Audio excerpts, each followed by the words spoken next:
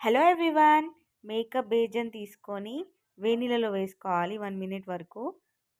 ఒక గిన్నె తీసుకొని దానిలో కొంచెం ఆయిల్ వేసుకొని, ఉల్లిపాయలు వేసుకొని బాగా ఫ్రై అయిన తర్వాత పసుపు యాడ్ చేసుకోవాలి.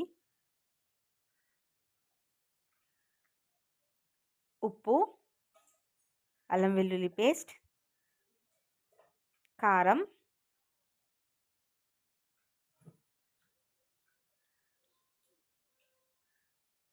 మేకప్ బ్రెయిన్ వేసుకోవాలి. బాగా ఫ్రై చేసుకొని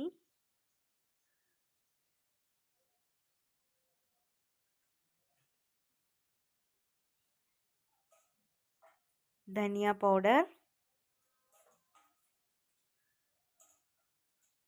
కొత్తిమీర, పుదీనా.